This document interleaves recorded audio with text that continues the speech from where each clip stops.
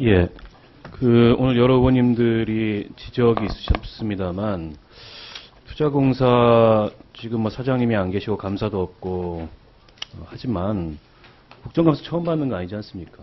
예. 근데 지금 수감 준비가 너무 안 돼 있는 것 같아요. 아니, 감사원, 감사 보고서의 지적사항도 제대로 답을 안 하고, 왜 그런 걸로 이렇게 지적을 받습니까? 잘 납득이 안 되고요. 제가 한 가지 좀 더 지적을 하겠는데, 지금 준법감시인 말이죠. 리스크관리본부장이 겸직하고 있죠. 네, 그렇습니다. 근데 이게, 리스크관리본부장은 이게 위험관리인입니다. 그러니까 운영위험에 관한 내부 통제를 담당하는 사람이고, 준법감시는 그야말로 준법감시에 관한 내부 통제를 서로 역할이 다른 거예요. 근데 이걸 한 사람이 맡게 되면 무슨 문제가 발생하냐. 이 위험관리는 눈에 보이는 어떤 이 재무적인 수치, 이런 거에 민감할 수밖에 없어요. 그렇지 않겠습니까? 반면에 이 준법감시라는 것은 비재무적인 이런 감시활동까지를 포함한단 말이에요. 근데 이걸 한 사람이 겸직을 하면 결국에는 이 재무상의 관리의 중요성을 우선 생각할 수밖에 없기 때문에 이 업무 활동에 있어서 이 배제가 일어날 수가 있어요. 지금 중소금융회사들이나 이렇게 CRO하고 준법감시인을 겸임을 하지 국민연금도 그렇게 안 하고요. 지금 준법감시 제도에 모범기업으로 선정된 그런 민간 증권사들도 그렇게 겸직을 하는 경우가 없어요. 그러니까 지금 여기 오늘 의원들이 많이 지적하셨던 문제들이 사실은 근원이 이런 데 있는 겁니다. 준법감시인은 원래 보고를 감사위원회 하게 돼 있지 않습니까?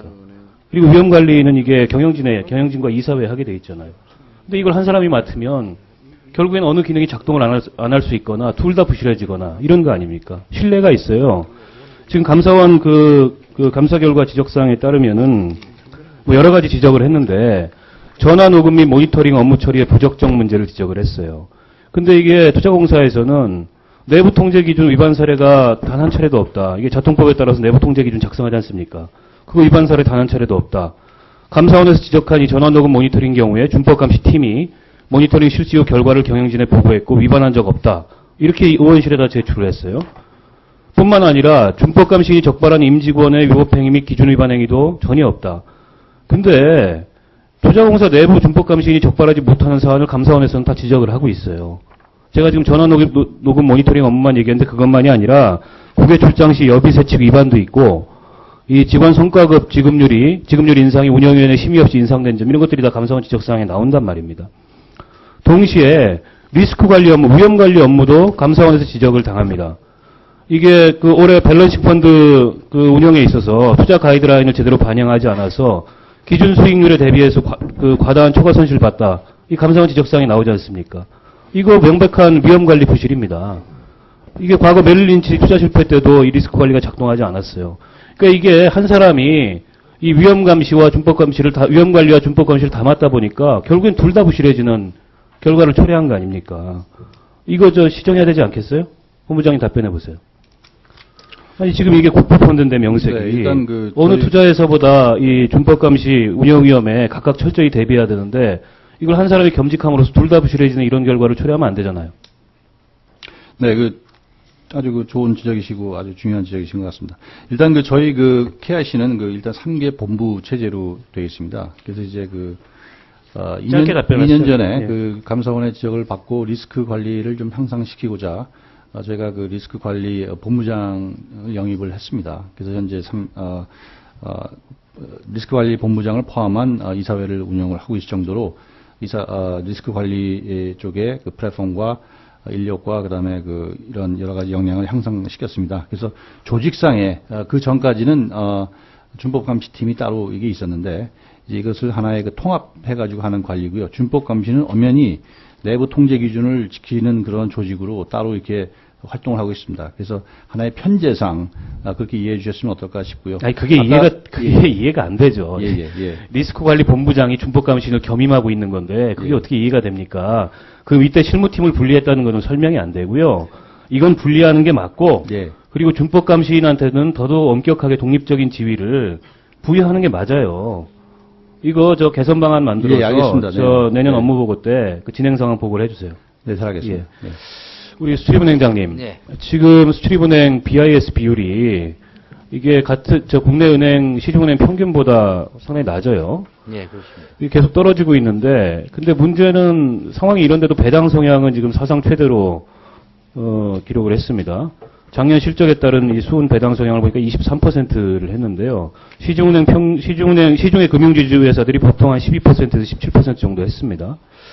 물론 이게 이제 뭐 수은의 의지라기보다 정부에서 요구를 하는 건데, 정부에서 요구를 한다 하더라도 경제 상황이나 수은의 이런 저 자산 건전성, 저 자산 상태나 이런 걸 고려해서 적극적인 의견 개진을 해야 되는 거 아닙니까? 기재부에 얘기합니다. 배당할 때마다. 저희들은 좀 특수성이 있으니까. 아니, 근데 문제는 낮추자고 하는데, 네. 뭐, 잘 아시다시피 배당 협의체가 있어서. 아니, 문제는 이게 되게 이게 웃긴 건데요.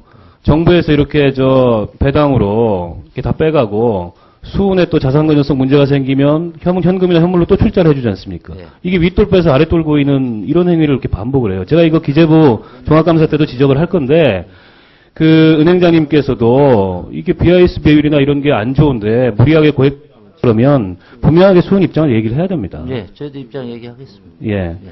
그리고 한 가지 더 아까 그 우리 이재용 의원이 지적하셨는데 지금 사회이사 장기 공석인 문제요. 네. 근데 이거 뭐 대충 넘어가셨는데 이렇게 넘어가실 문제가 아니고 지금 비슷한 기간에 상임이사는 추가로 임명을 하셨어요, 작년에. 이게 이제 똑같아요, 임명 절차가. 그렇지 않습니까? 네, 그렇습니다. 그 우리 행장님이 추천해가지고 장관이 임명하는 거지 않습니까? 네, 그렇습니다. 근데 상임이사는 임명하면서 사회이사는 왜 임명을 안 했어요? 그리고 사회이사 임명을 이렇게 미루는 기간 동안에 아까 이재용 의원도 지적을 하셨지만 그 12번 이사회가 열렸고 중요한 의결 사안들이 있었어요. 사회이사가 반드시 있었어야 하는. 근데 이걸 갖다 이렇게 뭡니까 이거 청와대에서 공공기관장 인사 다 미루니까 그 청와대 사인 기다리고 눈치 보는 겁니까? 아까도 잠깐 말씀드렸습니다만 제가 재청권자이기 때문에 제가 지금 이쪽 그 사회이사는 민간 출신 금융 전문가 대외경제협력 부분입니다. 그래서 두 전문가들을 풀로 해서 기재부하고 좀 협의하고 있다는 말씀드립니다. 제가 그리고 이거 정관을 보니까요. 이게 사회이사 수를 별도로 명시를 하지 않고 있어요. 그렇죠? 이게 수출입은행 이사회는 은행장과 전무이사 그리고 이사로 구성하도록만 규정이 되어 있습니다. 그렇다 보니까는 이게 그 상임이사는 추가로 임명하면서도 사회이사는 임명하지 않은 채 공석으로 비워둘 수 있었던 거 아닌가 이런 생각이 들고 또 이게 보니까는 과도하게 지금 이사회를 서면 회의로 하셨어요. 16번을 했는데 올해. 네. 그 중에 어떻게 15번을 서면으로 하고 한 번만 대면 회의를 하십니까? 예, 이거 보면요. 의원님도 여기 안건을 자세히 보시면 대부분 직제가 개정됐거나 여기 보면 의안 3호 리스크 관리 기본 계획이라든지 카자흐스탄 BK 뱅크라든지 이런 그 중요한 토론 사항이나 이런 부분들은 이제 의결을 했습니다. 근데 지금 제가 아까 정관 문제를 얘기했던 게 대부분 의견이 서면으로 한 것들은 좀 조직의 정부의 직제 개편이라든지 또는 여신 규정 내부 통제 일부 에서 이런 것들은 좀 서면으로 대체한다. 아니, 그래서 제가 지금 정관을 보니까 이게 의결 조건의 출석과 의결 요건만 규정을 해두고 있고 은행장 재량에 따라서 문서로도 안건을 의결할 수 있도록 되어 있는데 모르겠습니다. 다른 데 정관이 어떻게 되어 있는지 모르겠지만 이게 정관상에도 조금 어떻게 보면 이런 식으로 서면 이사회가 열릴 수 있는 걸 좀 허용해두고 있는 것 같아요. 이런 전반적인 것들을 좀 검토해서 다시 한번 좀 생각을 해보십시오. 이사회가 이런 식으로 개최되면 되겠습니다. 한번 보겠습니다. 예. 예. 그리고 한 가지 더 작년 지적사항과 관련해서 오늘도 많이 얘기가 나왔습니다만 중소기업 대출 문제요. 네. 작년에 행장님께서 30%는 무조건 하겠다. 업체 수가 어떻게 됐든 간에 비율은 30% 하겠다 말씀을 하셨어요. 작년 실적을 보니까는 30%는 조금 안 됐습니다. 29.7% 거의 달성은 했는데 근데 문제는 이게 경향적으로 하락을 하고 있어요. 2010년에는 한 37% 넘게 하셨고 2011년에 31%, 작년에 29.7%인데 올해 보니까 9월 말 기준으로 한 27% 정도밖에 안 됩니다.